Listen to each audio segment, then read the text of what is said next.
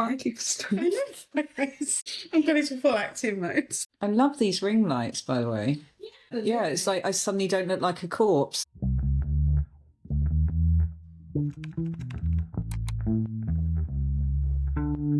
She stood face to face with gang leaders, murder suspects, and some of the most dangerous criminals in the UK, and she's not flinched once. Behind the title of King's Counsel, Heidi Stonecliffe KC is a working woman who's rewritten what power looks like in one of the oldest professions in the world. She's the first employed barrister ever elected as Vice Chair of the Bar Council, a senior advocate at the Crown Prosecution Service, and a specialist in complex homicide and organised crime trials. Today, she's here to talk about what it really means to carry the weight of justice, the toll of prosecuting killers, and surprising things that keeps her grounded. Welcome to Diary of a Working Woman, and welcome Heidi Stonecliffe KC. Thank you, Jeanette.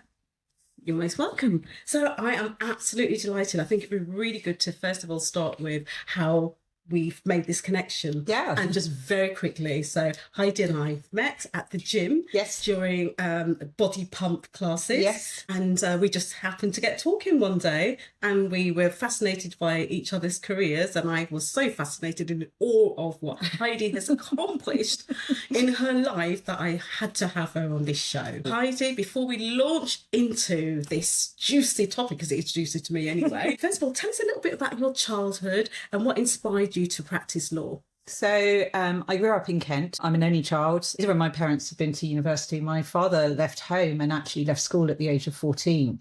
So he had no formal education. My mum had worked as a secretary for most of her life, and my father had worked for the railways. But they kind of instilled in me from a really young age the idea of hard work. They'd always worked. And so I saw that from a really young age and wanted to do something useful. I was lucky to go to a selective but state girls' grammar school, which was pretty progressive at the time. And I initially wanted to be a vet, but my maths wasn't good enough. And so I decided I was reading for my English classes To Kill a Mockingbird. Right, yeah. And it's a book that still stays with me now, that the power of someone using their voice, Atticus Finch's character, to use a voice, even in unpopular circumstances at the time, to make a difference. And regardless of what the outcome of the case was in that book, the fact that it was more important for him to make sure that Tom Robinson, the character who was accused, had that voice when ordinarily he wouldn't. Yeah. And so that struck me, and I thought maybe it's something I wanted to do.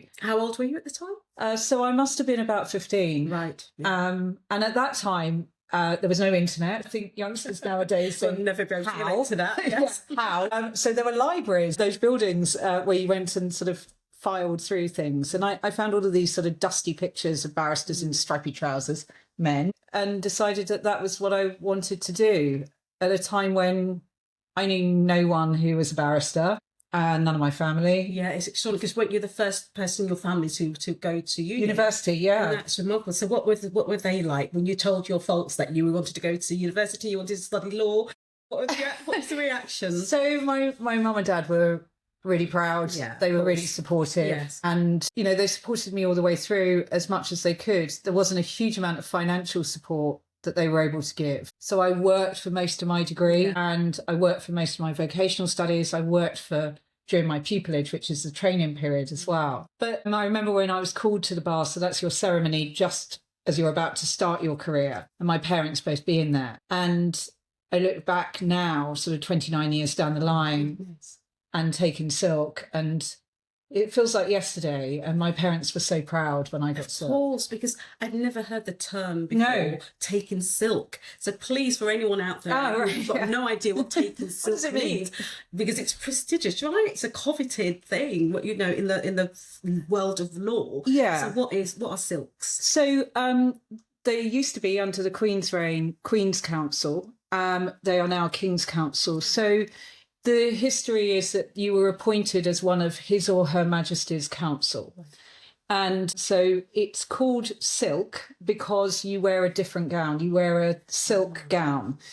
And around about 10% of barristers, probably less, become silks. So it's just 10%. So it's a prestigious role and position. So well done you. My goodness, 10% across the whole of the UK. Across the whole of the Bar of England and Wales. So there's around 18,000 barristers. Right. And in fact, there's probably certainly less than 1,000, a few hundred silks at the moment. And how many silks are women? And not enough. It's a low percent. I think around about 14-15%. It's sort of fluctuating. It's getting better. Interesting, more women who apply get it. Right. Okay. Well, if that makes sense. Yes, it does make sense. That's really good.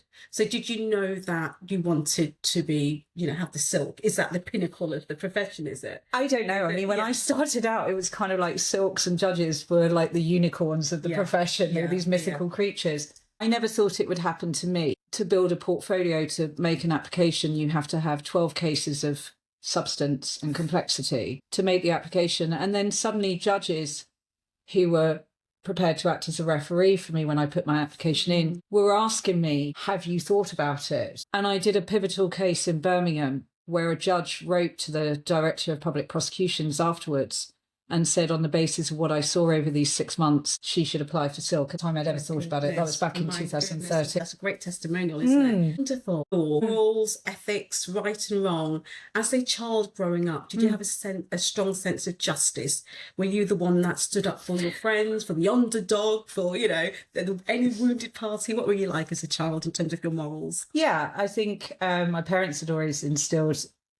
I don't really think I saw it as a sense of morality, but a sense of doing the right thing. And I still feel that now, regardless of whether it's in work, whether it's in my personal life, if there is someone who needs championing, if there's someone who needs encouragement, I feel like you have a responsibility, particularly when you get more senior, to help those who are coming through the system. Absolutely. And I just think that's something that as a senior member of any profession... You give back, don't you? Yeah.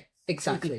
Exactly. Yeah, you nurture, you empower, and you uplift the next generation of potential barristers. So I know in your role as well, you lecture. Yes, you? So just say a little bit about that. Yes. I'm an advocacy trainer, which means that I train pupil barristers, so people who are just starting out in the profession and new practitioners. And I also helping and teaching on the Advanced International Advocacy course that's run at Keble College every year. And I'm a visiting lecturer for one of the bar schools, so the vocational training period. And I also do some teaching for police officers and for lawyers. Yeah. It's just another side of it. It's the same thing that we were just talking about. It's helping others with the experience that you have, passing it on. Yeah.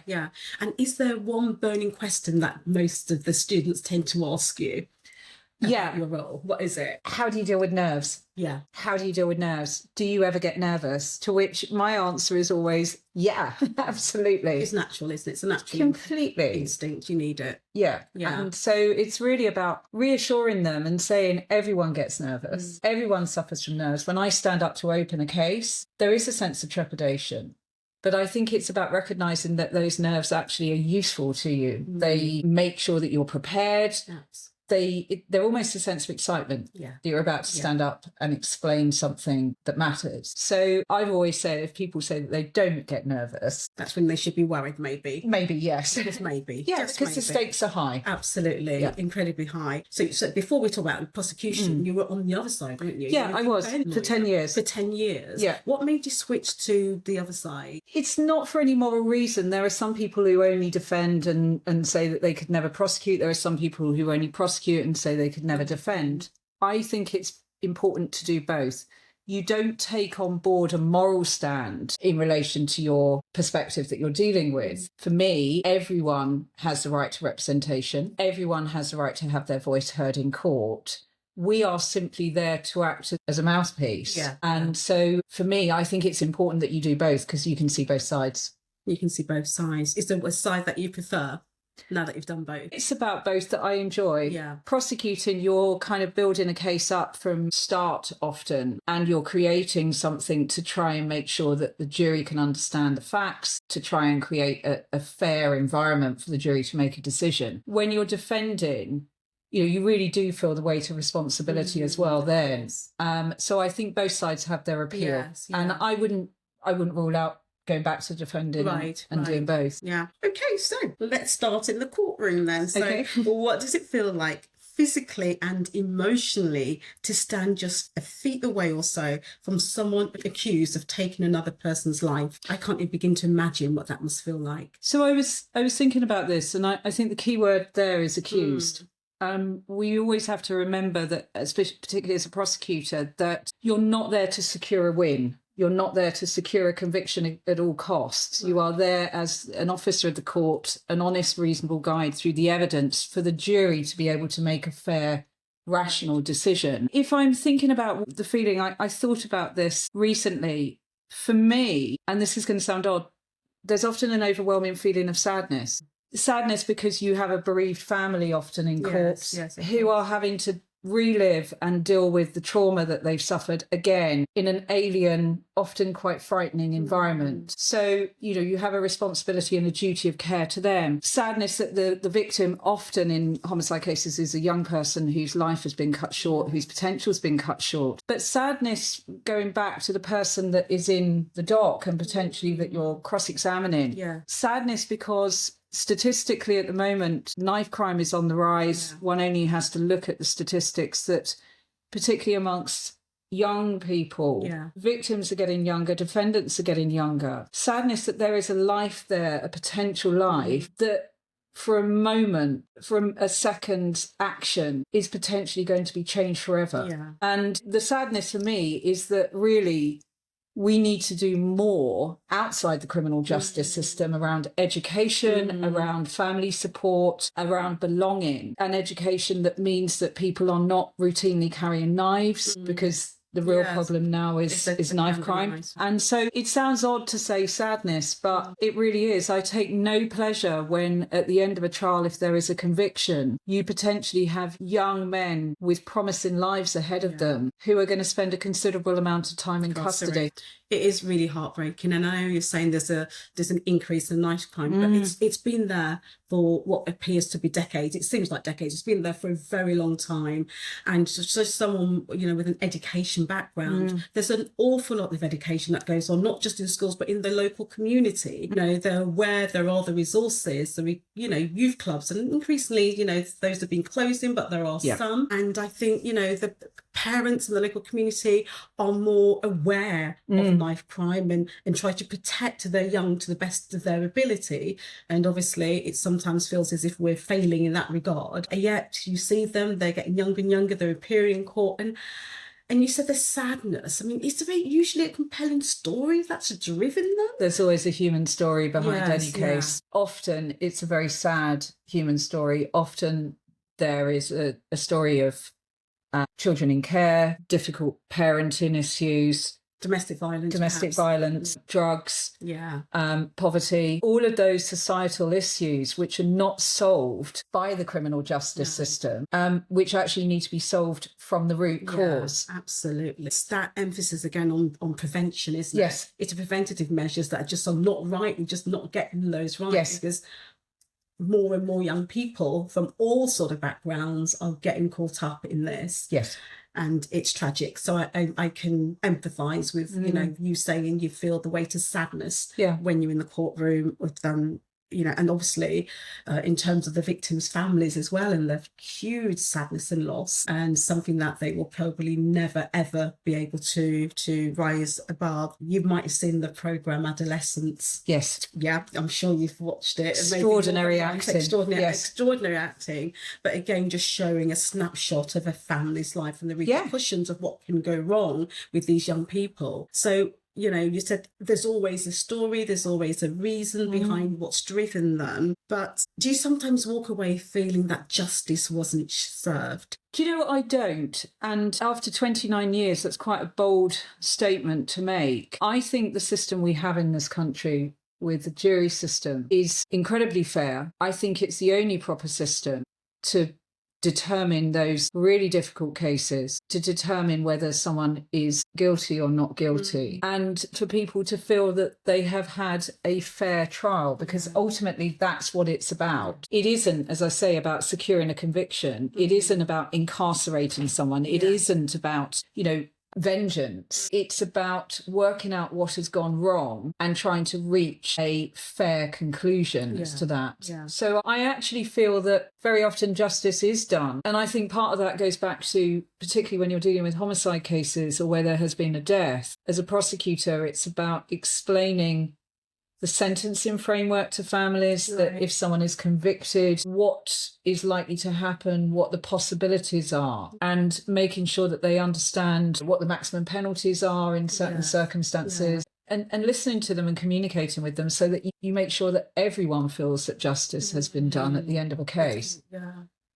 Do you think that some people are just born killers? No. You don't believe that? No, I genuinely don't. I think every single person that I have prosecuted started out as a child. It's obvious we all start out as a child. But there has to be an inherent heart of goodness in people. I don't believe that people are inherently evil. I know we hear a lot about it in salacious headlines. Evil, the face of a killer, the face of evil. I think there's however small it might be, there's a nugget of humanity in everyone. The problem is when we miss it. When you miss it. Because there's the evidence that shows, there's certain traits that young children can display it's got to be compelling. It can't just be one or even half a dozen. It's got to be lots of them. Lack of empathy, just no remorse when things have gone wrong, no sense of morality, evilness towards animals, perhaps, all that sort of thing. I suppose that together with all the other life factors that may affect the young person's healthy growth, such as exposure to domestic violence. Abuse, other solvent abuse or what have you, or poverty itself, peer pressure, all of it. If you're vulnerable as a young person, then are we all potentially vulnerable to making that wrong decision in a snapshot moment? I think there is so much intersectionality between personal circumstances and familial circumstances that I think it's a very brave person to say that they would never have found themselves in a particular circumstance. And so I think that's about displaying empathy when you're prosecuting particularly younger defendants, understanding that at some point in their lives there was a really bad decision made.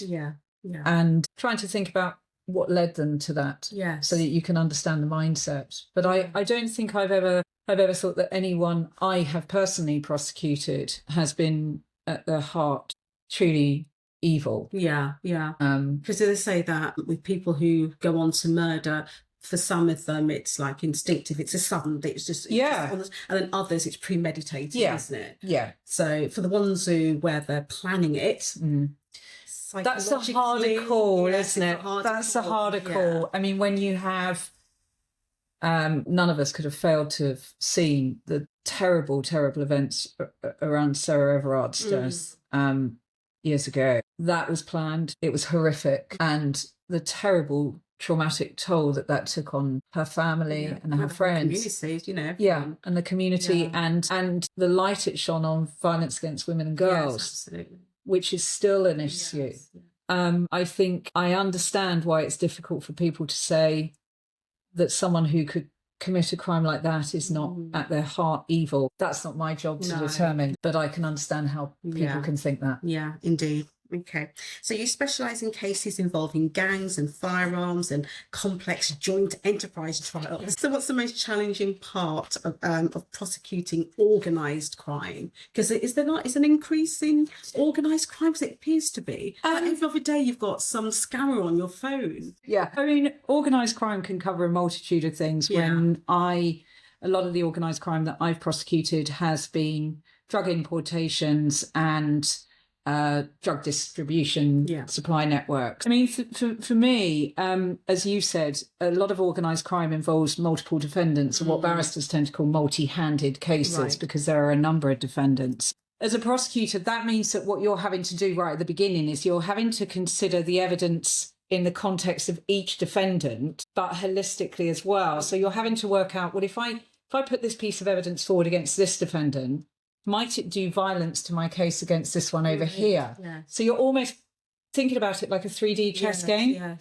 And then on top of that, what you're doing is you're having to constantly assess the value of each piece of evidence. So where you might start at the beginning of a case, the candle may not be worth the prayer on a piece of evidence or an application later on. And something else I think that is fundamental to prosecuting those multi-defendant organised crime cases, or any case really, is disclosure. I think we've all seen headlines where when disclosure isn't done properly by prosecutors, things go catastrophically wrong. The post office. Yes. Horrific, horrendous miscarriage of justice. And one of the reasons for that is because there were disclosure failings. And as a prosecutor, you have to keep an eye on that at every single point. So when you've got a multi-handed case, you're thinking about it in a 3D way. You're thinking about whether there is any evidence that might assist the defence case for any defendant or undermine yours against any defendant. But I think the fundamental thing is you have to make sure that you are fair. Fairness is at the heart of our system, because if the public don't see a fair system, they lose trust in it. And if the public lose trust in the criminal justice system, we have a huge problem on our hands. And do you think that the public have got 100% faith and trust in the criminal? Things happen, don't they? And the question, was justice really served? Was that a fair, and I don't want to bring the police into it, but they do come into it because they're part of the criminal law system in the country. So I don't know. So I think when the public come into contact with the criminal justice system, whether they're jurors, whether they are witnesses, I think that's when the public can appreciate the value of the criminal justice system. And the complexity of it. The complexity and how hard the criminal justice system works for the whole of society. But I wonder sometimes whether the public really understands that the criminal justice system is right at the bedrock of a properly functioning society. So when we hear news stories now about the backlogs, about legal aid being cut, about the risk to jury trials, I wonder sometimes whether the entire public actually understands how fundamental that is to a properly functioning society.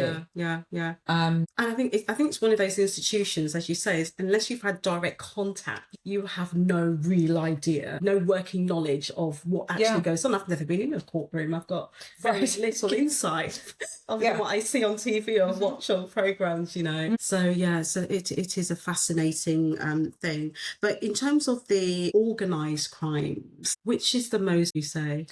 I mean, I don't know. I mean, at the moment, organised crime can cover a whole multitude of things. I mean, I think drugs, it's still big. It's still big. Organised crime, when it comes to, you could put gang crime in that category as well. I think that there is a problem. I think they are difficult cases sometimes to prosecute because you have so much to do as a prosecutor. And whilst you're juggling all of those different issues that I've just explained, as a prosecutor, you've also got to show that you're in control from the outset. As a prosecutor, you're front loading a lot of the work. So you're putting together case summaries, you're putting together openings, you're putting together jury bundles. You have to show that you're in control from the very outset.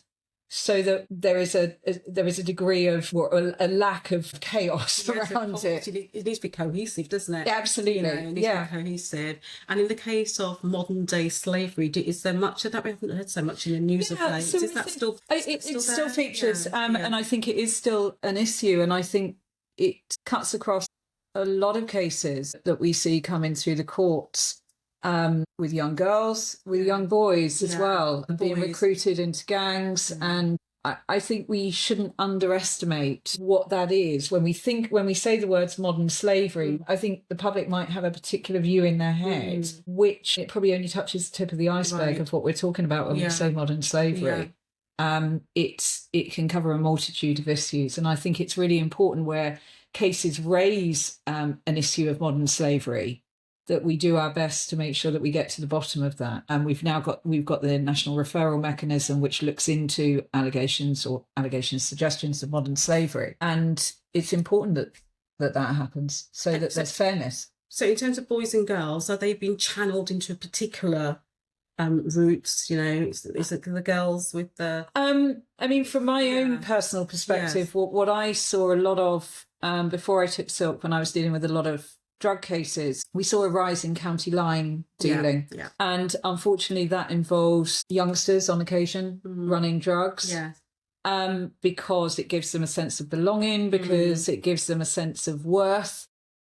Going back to what we said at the beginning, where they're not getting it elsewhere. The love's not been there. And what I've also seen with young girls is young girls feeling beholden to, potentially coerced and controlled in relationships, or simply thinking that in order to demonstrate their love, they're going to hold things like guns or knives or drugs. And again, it goes back to that feeling of sadness that these are often youngsters at that real sort of pivotal moment in their lives when you and I were wrong decision at that time. And when you and I were going to university or you were studying or thinking about our future, it's that path in the road. That fork in the road. True crime fans, if you've got any true crime fans out there, are obsessed with the moment. Was there ever a time when a single piece of evidence completely changed the trajectory of a murder case? So can I just say at the outset, I'm an advocacy trainer, particularly when you're training pupils and people at the very start of their career. There is a tendency for some people to think that cross-examination, has to be cross. It doesn't. As someone said to me once, you catch more flies with honey than vinegar. And also that, there's almost that striving to suddenly get someone to go, okay, you've got me, you're too good for me. I have never seen that happen in 29 years. Maybe that's my fault. So it's rare that you get those moments. Certainly not in a homicide case, but I remember about 10 years ago, I was doing a multi-handed drug case, and it was to do with a telephone number that was pretty critical in the case. I spotted that one of the defendants who'd said that his phone contact had only been friends and family and a dog breeder, this still sticks in my head, and that he hadn't called anyone involved in the drug trafficking. And before I cross-examined him, I was going back through phone schedules, and I suddenly spotted that he'd called this critical number. Don't know why it had suddenly popped out at that stage, but that's where it happened. And I remember checking it. I rang the officer and said, just tell me, is this the number that I think it is? And she said, oh my God. Wow, that was a hard one. And I said, right. So when I cross-examined the defendant, cross-examination is a lot to do with structure, tactics. There's a lot of preparation that goes into cross-examination. And psychology. And so I thought, this is going to be the last point I leave the jury with. And I remember, cross-examination is about boxing people in and sort of closing it off and building. And I remember the moment when I said, that's not correct, because that number that you're calling, who is that again? I think he said dog breeder or something. And I said, no, it's not. Look at the jury bundle on this page. That's the principal supplier. And I remember the defendant standing there and looking at me. Eyes. And it was I remember I don't like looking at juries. I think it's a bit hammy. But I remember sort of flicking a sideways look. The jury sort of sat there like that. And you could have heard a pin drop. Yes, I'm sure. My goodness. I think it's the only time when I've ever had that moment. Right. And what was his reaction? Silence. Just silence. Literally silence. Yeah. And that's a really difficult thing in a courtroom. When we're in a social situation, silence feels awkward and we want to try and fill it. In a courtroom situation, when you're cross-examining, sometimes what isn't said is more powerful than what is said. Absolutely. And you have to let that silence run. And I think my last response was something like, I don't have anything else. To say, and sit down. The most powerful thing. Nothing further, thank you, Your Honour. Nothing further.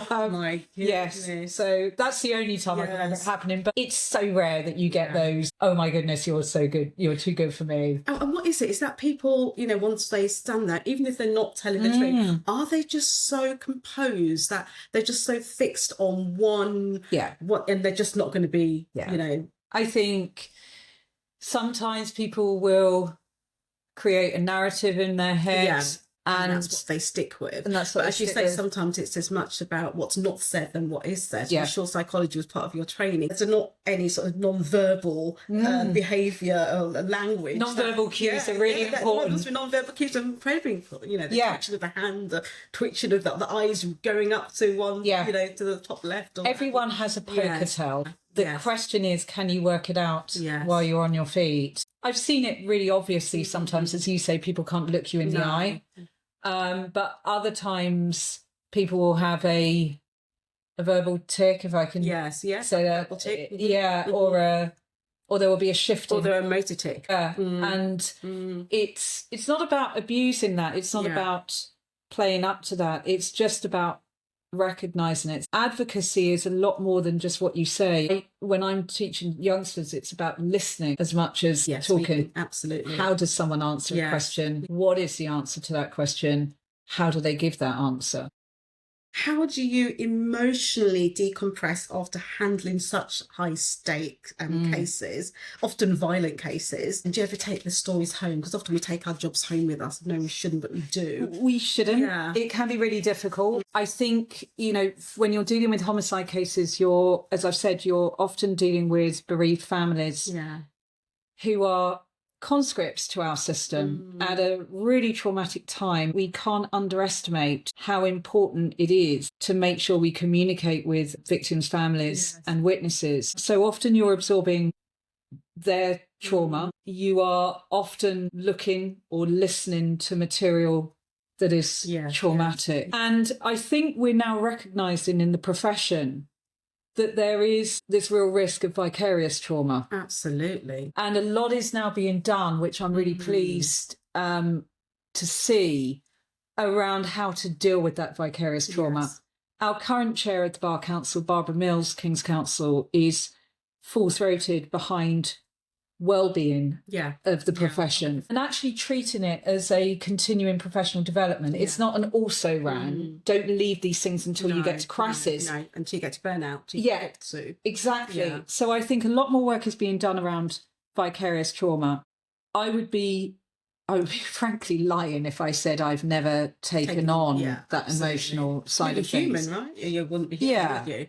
And that can be very difficult. I mean, an example, I dealt with a homicide case about a year and a half ago, and it was a horrible murder. It was a son on his mother, and she had no other family in this country other than him. And I spoke at the beginning about trying to be a voice for people. She had no voice, and so the prosecution team, myself, my junior, and the officers were her voice. But as a part of that, I had to listen to a lot of recordings that he'd made of him talking to his mother. And sometimes those recordings were very aggressive and very upsetting, particularly because I knew how they ended. And I was listening to them over the Christmas break, and my partner came out of his study, which is next to mine. I was sort of sat there with my head in my hands, and he said, "Are you okay?" And I said, "No. This is really hard to listen to because I know how this ends.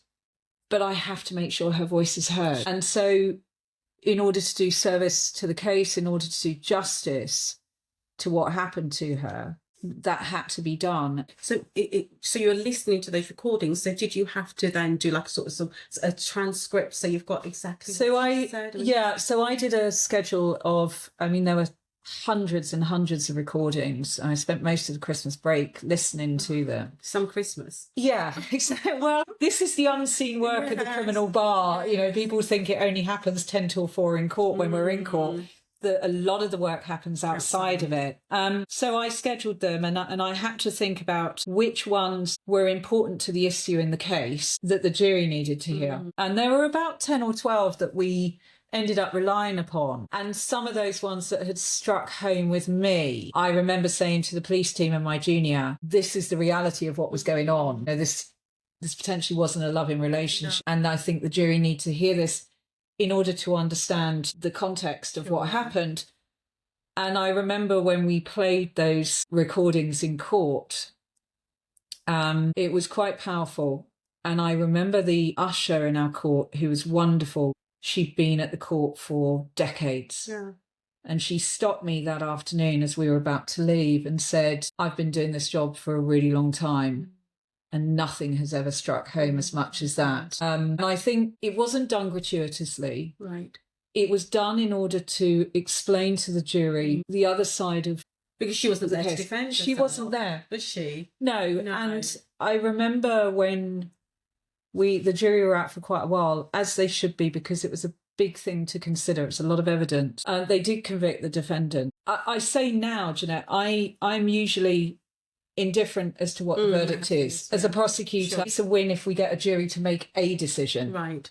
Right. But for this, it wasn't about feeling a sense of yes. Yeah. It was just feeling that we had done justice to her memory. And I'm not ashamed to say that when we went back up to our conference room after the verdicts, both myself and the really senior murder squad officer in the case both shed a tear at that point. So, I mean, that's really sad, isn't it?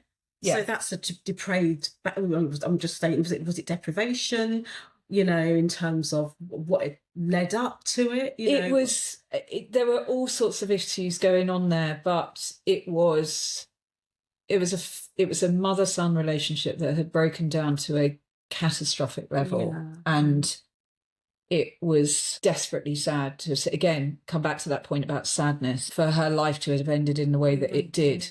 And did he show any remorse? We're talking about empathy and remorse. No remorse. He felt perfectly justified in what he because did. I think for him, he never accepted that he had been responsible. Right. And this goes back to the point about people having to have a narrative in their head. Absolutely. Now, it's a coping mechanism, it's a coping mechanism, and I can kind of twist my brain around that to understand it, but sometimes it's very difficult for people to accept. It's denial, isn't it? Yeah. In its strongest sense, just denies. It didn't happen. It wasn't me. I'm not at fault. Oh my goodness me. So in many professions, like my own, we have supervision to help us cope with it. So I'm assuming that as a barrister, you have supervision. There's no structure. I mean, process all this difficult. As I've said, well-being is being taken much more seriously now. When I first started out in the profession, if you used the word well-being, people would have airy-fairy. Yeah, exactly. It's all terribly fluffy. It's not. It is fundamental to being a good practitioner. If you are not if your welfare is not taken care of, you can't do the job to the best of your ability. And I think people are starting to take it more seriously now. And for me, the gym. Good. The gym. A bit gardening. There's a story behind that to people who are watching this. Probably not a good idea to go into, but the cats, my partner isn't, and I think that actually helps because he can ground you. He can ground me when I'm having a moment of histrionics, because sometimes they happen. He's very good at sort of calming it all down. That's really important. Yeah, it really is important. And it's really good that you're practicing that self-love and you're giving yourself time out of your hectic schedule to look after you. Yeah, and I think that's really important. The one piece of advice I would give to anyone, whichever profession they're in, when they find themselves reaching that point, is take some time out to reflect. Yeah, absolutely. Take some objective time out to reflect, because when you're in it, you can't do that. You can't. So we're going to be racing through to the end. So we talked a bit at the beginning about only 14% of barristers being silks. 40% of silks are women, yes? So in terms of women, yes, I think we're at around about the 20%, possibly under, actually. So how has that shaped the way that you're treated by colleagues and even juries when they see you come out in your lovely silk gown and your lovely wig with your right. So, I'm not necessarily sure it makes a huge difference, but maybe that's just my perspective. I mean, look, the figures in terms of diversity amongst people who take silk are still not good. No. I mean, that's probably an understatement. No, yeah. And although there are great strides being made in relation to race at the bar, gender at the bar, equality at the bar with those protected characteristics, there is an awful lot more to be done. And that's part of the reason why I wanted to take silk while I was in employed practice, because employed practitioners, again, it's very rare to take silk as an employed practitioner. I was the fourth person in the CPS to take silk since the CPS has been in existence. So why is it so rare? I think because traditionally the employed bar, so people in employed practice, weren't considered to be advocates, and silk, King's Counsel, Queen's Counsel as it was, is an award for excellence in advocacy. So traditionally it's been difficult for employed practitioners to take silk. But it's now opening up, and I think it was really important for me to take silk in the CPS to actually sort of send a message out there to say, not only can you do this as a woman, not only can you do this as a woman from, a normal, I don't like the word normal, but a different background, but you can also do it having taken a non-traditional route through your practice. Absolutely. There's one other silk in the organisation, and he's very much the same. We wanted to do it to have a voice, and it does give you a voice. Yeah. And it goes back to what I was saying earlier, that when you have that voice, with great power comes great responsibility. Absolutely. You have a responsibility to use it. Definitely. To use it to bring others through. And so in terms of how colleagues and judges and juries see me, I'm not sure. I mean, maybe it's just me. I never really think that people do see me as any different. But I now consider myself to have a responsibility. Yeah. And I know you take your job very seriously, and you're very ambitious, and you just go for things that, there's lots of firsts when you look at your career trajectory, which is amazing. Which means that, you're a pioneer, aren't you, in your field, which is really good. So if someone listening to this is dreaming of a career in criminal law, yes, especially a young woman from a working class background, which is how you started, yes, what do you wish you had known when you started? So I thought about this. Okay. What do I wish I'd known? I actually did a lecture at the Inns of Court College of Advocacy recently, which was the Dean's lecture, and it was to students who were just starting the course, and it was kind of a letter to my 21-year-old self. And I think, just reflecting on that, several lessons. The career that you imagine at the start, that sort of linear career, is often not how it turns out. And I think you have to embrace those moments of change, embrace those moments where you think, this isn't what I expected, as opportunities. And I wish I'd known that some of the setbacks, the hurdles, the obstacles, whatever word you want to use, were actually going to be some of my most important defining moments in my career. And I did have a bruising start to my career.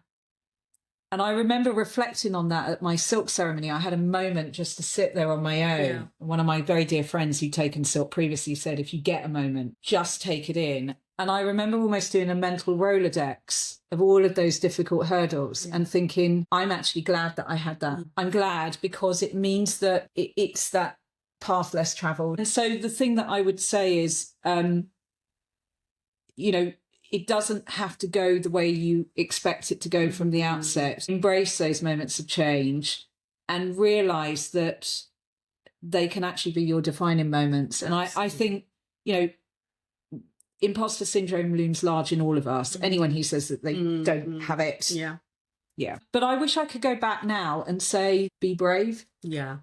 And being brave, it sounds like very two simple words. Be brave. Be brave. But it's not. Being brave is actually exposing yourself to potential failure. And there are lots of people who would not actually try anything that's not outside of their comfort zone because they're afraid of that failure. Yeah. So be brave. And so for women who may have already be in a career, but have always fancied themselves in your role, what would you say to them? Be brave. I mean, it's hard when you've got responsibilities, you've got the bills and everything. And, how do you do it? What's their first step? So in terms of first step, I think it's great if people have had a previous career before they come to the bar. Right. Particularly when you're dealing with the public-facing bar, so whether it's family law, whether it's crime, or whether it's one of the other public-facing areas, you're bringing a huge amount of human life experience with you. And I actually see that as a bonus. Yes, absolutely. So I would say, firstly, embrace all of your skills. And I would also think about, whether you do it metaphorically or literally, making a list of those transferable skills. Work out what it means to be a barrister. Often that's self-employment. Now, a lot more, it's employed practice. What are those skills that you need to be a barrister?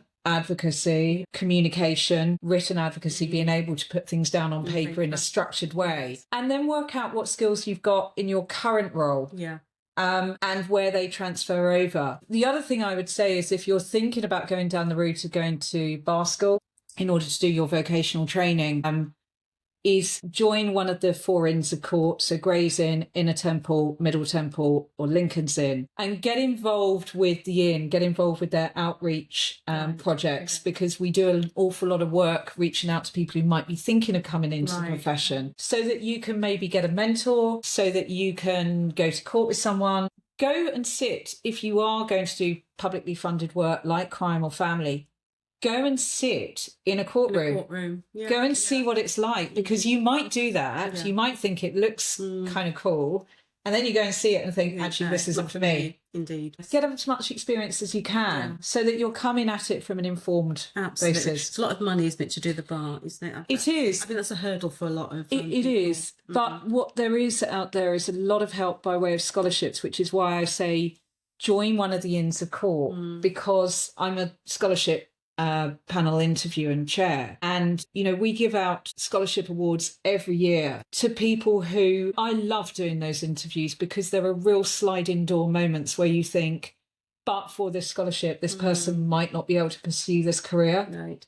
And it is worth applying to see if you can get scholarship and funding to do the bar course, to do a conversion course. If you don't ask, you don't get. And how many years would people be looking at from beginning? So if you've done a degree, if you've done a law degree, you would then be applying to do the bar professional training course, the BPTC, which is a year, or you can do it part-time, which would be 2 years.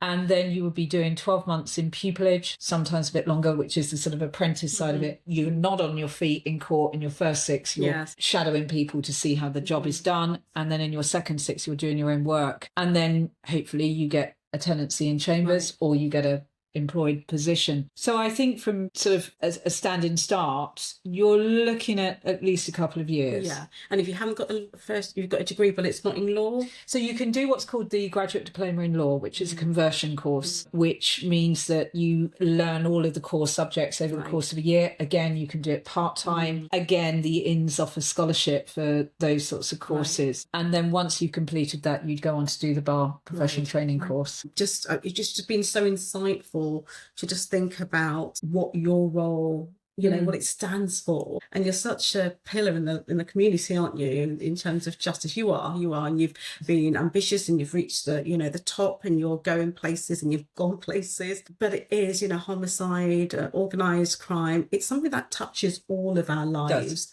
and if not directly, through a friend or family member. So I think it's important for people to understand a little bit about how courts Absolutely. I think if the public saw that value, they would understand why there really does need to be more funding, more investment, and a ring fencing of criminal justice as well, so that it is protected and it is preserved, and that the public are properly served. And then in terms of the young people, increasingly high numbers of young people who are coming through the criminal system, it's about pouring more resources and money into preventative work in the community, isn't it? So those people are not actually trying to find security elsewhere. Social routes, that vulnerability is replaced by one of love and security. And it's about not thinking about criminal justice system here, family justice system here, social mobility here. It's a collective. And we have to get all parts of that right to try and divert people at a much earlier stage. Absolutely. Well, Heidi, thank you so much for your time today. It's been amazing. I'm sorry that you couldn't have come with your silk gown. I know, I'm so sorry. I was actually going to bring it and then I forgot. Oh, that would have been lovely. But anyway, I've got some photographs. You can show some photographs of you in your lovely silk gown. And congratulations once again. And keep on doing a great job. Thank you very much. Thank you for having me. Yes, see you in the gym. Thanks for tuning in to Diary of a Working Woman. I hope you found this episode as motivating and uplifting as I did. Please follow me at @doworkpodcast on TikTok and Instagram. For now, I want to say bye-bye and keep striving to be the best version of yourself that you can possibly be, wearing all the many hats that working women do. Sending you love.